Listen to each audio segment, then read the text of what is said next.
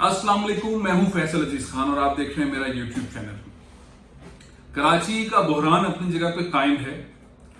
दो बहुत बड़ी डेवलपमेंट है। कोहराम मचा हुआ है, नसरा टावर के नीचे एहतजाजी कैंप लगा हुआ है, सियासी जमातें सब आ रही हैं, सब लान तान कर रही हैं सिंध हुकूमत के ऊपर और सुप्रीम कोर्ट के फैसले के ऊपर एतराजात कर रही हैं। जो नसरा टावर के मकीन हैं वो कहते हैं कि अगर सिंध हुकूमत इसको तोड़ने के लिए बढ़ती है तो हम अपनी जानें दे देंगे। तो ये कॉन्फ्लिक्ट है। अब ये कॉन्फ्लिक्ट कैसे हल होगा? 3 दिन के अंदर इसको तोड़ना था। 3 दिन तो गुजर चुके हैं। सिंध हुकूमत ने तोड़ने की बात नहीं की। एक तरफ रिपोर्ट्स गलत जमा कराई जो कि सामने आ गई, कमीशन ने गलत रिपोर्ट जमा कराई और उसकी बुनियाद के ऊपर चीफ जस्टिस ने फैसले किए। किसने गलत information the chief justice of Pakistan को जिसके ऊपर नसरा टावर से मुतालिक हो। लेकिन ओवरऑल हम कहें कि गुजर नाला उसके जो मुतासरीन हैं उनके साथ जो ज्यादती हो रही है, पॉलिसी कोई क्लियर सामने नहीं आई, एहतजाज चल रहे हैं, बहुत ज्यादा लोग परेशान हैं। इसके साथ साथ औरंगी नाला वहां पर भी एहतजाज चल रहे हैं, वो भी मसला ठीक नहीं हो रहा। ओवरऑल कराची के अंदर सनतकार बहुत परेशान है। जमीनों की कीमतें बहुत बढ़ गई हैं। साइड 1 की कीमत पर एकड़ जमीन जो है वो 40 करोड़, 50 करोड़, 30 करोड़, 35 करोड़ हो गई है और वहां तोड़ फोड़ के नोटिस भी दिए जा रहे हैं नाले की बुनियाद पे। नाला पहले कहीं था, फिर आबादी हो गई, नाला आके सनतों के करीब आ गया और उसको नोटिस मिल रहे हैं। तो एक करप्शन का बाजार गर्म है, बड़े नोटिस हो रहे हैं, बड़ी टेंशन फैली हुई है।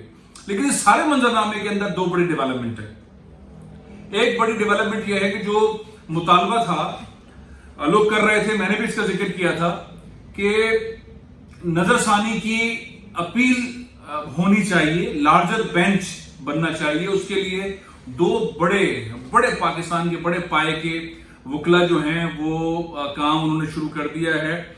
आबिद जुबैरी साहब इसके ऊपर काम कर रहे हैं, सलाहुद्दीन साहब इस पे काम कर रहे हैं। 1-2 दिन के अंदर ये लार्जर बेंच से मुतालिक जो है वो एप्लीकेशन जो है वो सुप्रीम कोर्ट रजिस्ट्री में और इस्लामाबाद में सुप्रीम कोर्ट में जमा हो जाएंगी कि अब इसको मुकम्मल तौर पर इस मामले को सुना जाए। न सिर्फ इसको सुना जाए, नसरा टावर के मामले को, बल्कि और एप्लीकेशंस भी आएंगी लार्जर बेंच की जिसके अंदर कराची के मुख्तलिफ जो ऑपरेशन चल रहे हैं उससे मुतालिक केसेस को सुना जाए, मामला को सुना जाए।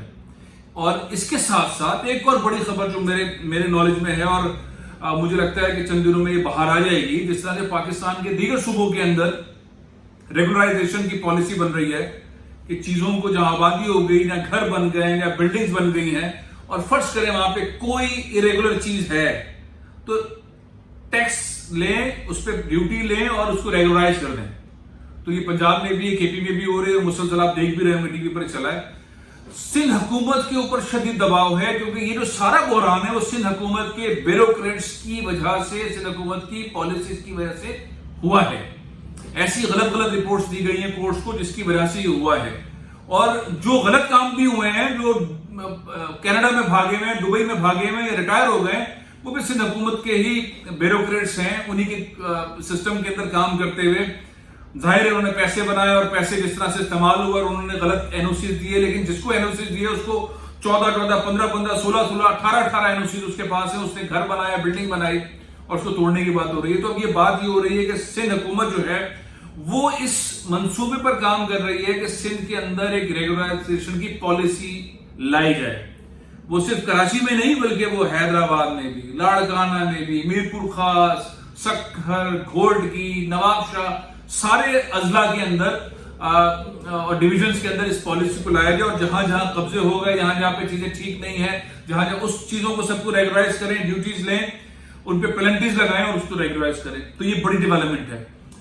अब अगला जो टाइम है 15 दिन के बाद ये दोबारा से चीजें होनी थी। अब जब तक मुझे जराए बता रहे हैं कि ये पॉलिसी सामने आ जाएगी और सिंध के अंदर एक डॉक्यूमेंट जो है वो बन जाएगा। उस डॉक्यूमेंट को ज़ाहिर सिंध के जो तर्जुमान है वो बड़े दबंग हैं, वो नासिर शाह हों या बैरिस्टर मुर्तजा वहाब हों या हमारे सईद गनी साहब हों, वो जरा खुल के तफसील से बताएंगे कि भाई सिंध हुकूमत रेगुलराइजेशन की पॉलिसी ला रही है और सिंध के लोगों को जो तकलीफ है और जो बहरान है और जो मुजाहरे हो रहे हैं और सारी चीजें हो रही हैं उसके ऊपर हम नजरसानी पॉलिसी भी अपनी ठीक करेंगे और कोर्ट के अंदर भी पेश करेंगे। तो ये मसला किसी हद तक एक हल होने की तरफ जा रहा है। आप देखते हैं ये सनतों को भी डील करेंगे, کیا جو بہت سارے ایسے گجر نالہ اور اورنگی نالہ سے متعلق معاملات ہیں اس کو ڈیل کریں گے. ساتھ ہی کنزیومر رائٹس سے متعلق بھی کوئی چیز اس کے اندر آئے گی نہیں آئے گی کہ بھائی میں نے ایک چیز لے لی, ایک اپارٹمنٹ لے لیا, کوئی پلاٹ لے لیا, کوئی زمین لے لی, اور آج سپریم کورٹ کہتا ہے کہ بھائی یہ سب کینسل, لیز کینسل, تو میرے پاس NOCs وغیرہ ہیں, تو اس کے کنزیومر کے رائٹس ہیں, اس کے اوپر کیا ہوگا. پھر ساتھ ہی وہ مثالیں بھی بہت ٹھوس انداز کے اندر سامنے آ رہی ہیں کہ جس طرح سے ریگولائزیشن اسلام آباد میں ہو چکی, بڑے پیمانے پر ہوئی, بڑے امیر کھرب پتی لوگوں کے لیے ہوئی, تو یہاں پر بھی کی جائے گی, یہاں پر بھی ہونی چاہیے, یہاں پر اسی طرح کی نہیں. تو وہ کاپی پیسٹ والی چیزیں بھی ہو رہی ہیں, جو دیگر صوبے کام کر رہے ہیں ان والی چیزوں کو بھی اٹھا کے یہاں رکھا جا رہا ہے. تو جو چیزیں اس وقت ہو رہی ہیں وہ مسئلے کے حل کی طرف آہستہ آہستہ بڑھ رہی ہیں. تو ذرا سکون کا سا عالم ہے, لیکن یہ ایک بہت اہم معاملہ ہے کہ سپریم کورٹ کے آرڈرز کے اوپر اب عمل درآمد نہیں ہو رہا ہے. جو آرڈرز دیے گئے تھے کہ 3 دن کے اندر نصرت داؤد کو گرا دو, اس پہ سندھ حکومت کام نہیں کر رہی. اور ساتھ ہی جو 3 ماہ کے اندر بلڈر نے ان سارے فلیٹ مالکان کو پیسے دینے تھے, وہ ویسے تو امیر آدمی ہے, بہت امیر آدمی ہے, لیکن اس پروجیکٹ کے حوالے سے جو اس نے پیسے بنائے ہیں وہ پیسے وہ کہاں سے دے, وہ تو اس نے بلڈنگ میں لگا دیے.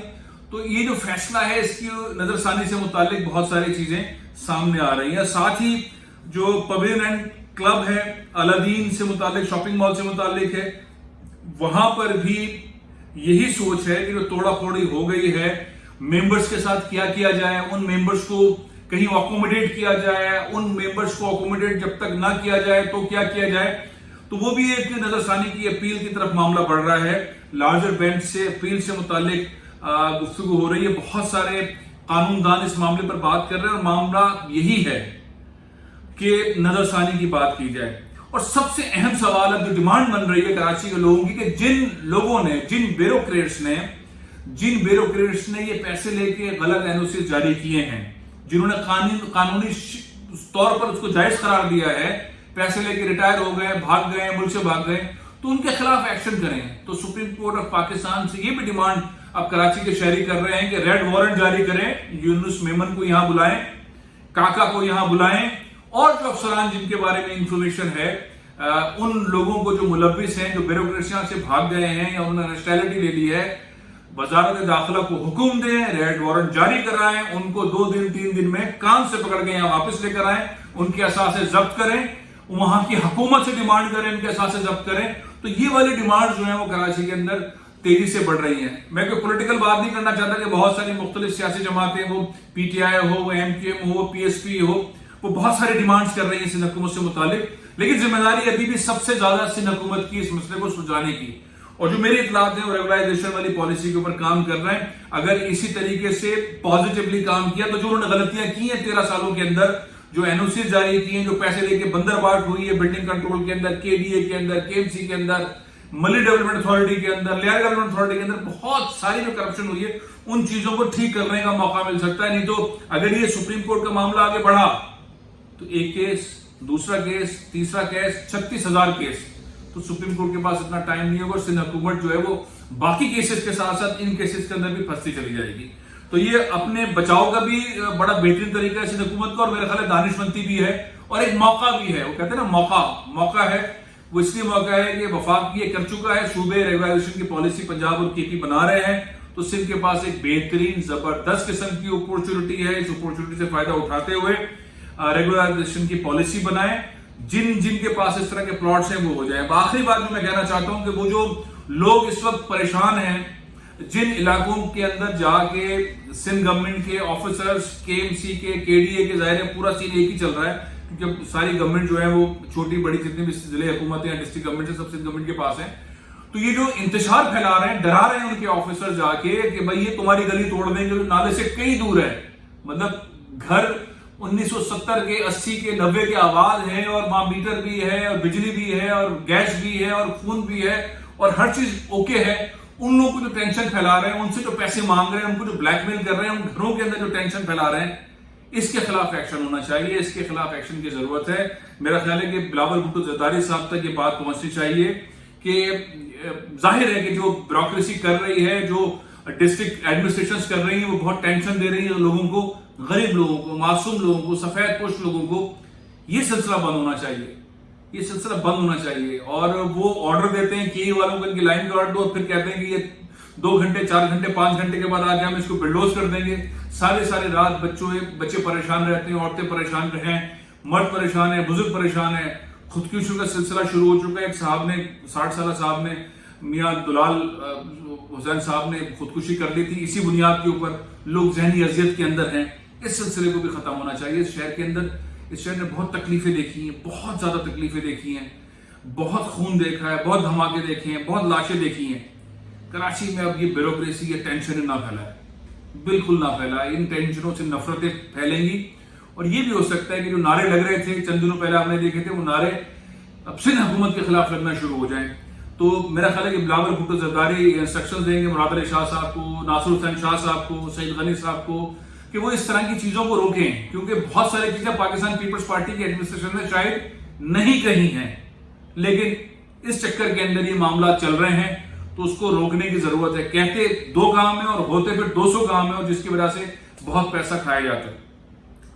تو بس اچھی امید کے ساتھ کہ ریگولائزیشن کی پالیسی سے حکومت بنا رہی ہے, اور ساتھ ہی نظر ثانی کی اپیلز بڑے پائے کے بیرسٹرز جو ہیں وہ جمع کروا رہے ہیں. اب دیکھتے ہیں انشاءاللہ کراچی کا مسئلہ کس خوبی سے انشاءاللہ حل ہوتا ہے. لیکن فی الحال مسئلہ سنگین ہے, مسئلہ اپنی جگہ پہ کھڑا ہوا ہے. پروگرام میں یہاں ختم کر رہا ہوں. انشاءاللہ کل پھر حاضر ہوں گا. اجازت دیجیے. پاکستان زندہ باد.